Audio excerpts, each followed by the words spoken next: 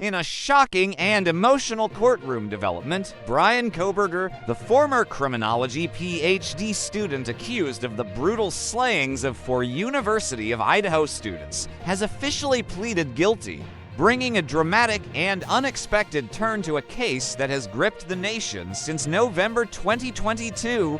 Kohberger, who had maintained his innocence since his arrest, entered a guilty plea as part of a controversial deal that spares him the death penalty. The plea agreement has ignited outrage and heartbreak among the victims' families, many of whom had long waited for a full trial to see justice served publicly and completely.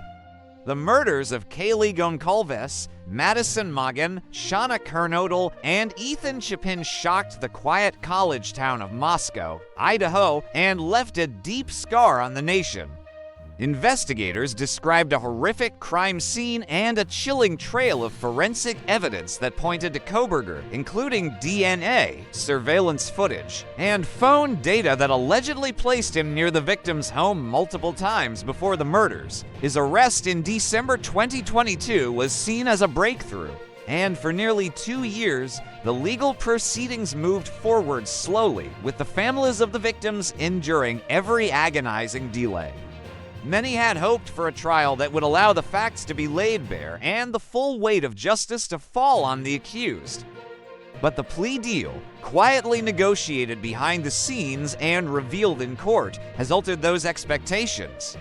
Kohberger's attorneys argued that the guilty plea spares everyone a lengthy and painful trial while guaranteeing that he will never walk free again.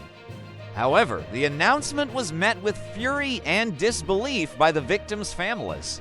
Several relatives spoke out after the hearing, their voices shaking with emotion, declaring the deal a betrayal of the victims' memories and a failure of the justice system. "He should have faced a jury," said one grieving parent. "We deserved to see him answer for what he did in front of the world.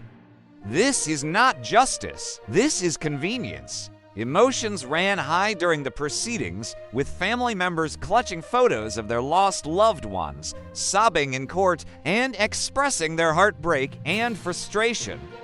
Prosecutors defended the decision, citing the certainty of a life sentence without parole and the toll that a lengthy capital trial would have taken on everyone involved. Still, critics argue that the deal sends the wrong message in a case so heinous, suggesting that even the most brutal of crimes can be met with leniency if the accused accepts guilt. As Kohberger was led away from the courtroom, showing no visible emotion, the community of Moscow was left with a mixture of relief and unresolved pain. For many, the guilty plea confirms his responsibility, but for others, it leaves haunting questions unanswered and a sense that justice was not fully done. With the legal case now closed, attention turns to the legacy of the victims and how their families and the broader community will move forward in the wake of this devastating chapter. One thing remains clear: while the courtroom drama may be over, the wounds from this tragedy remain deep and raw,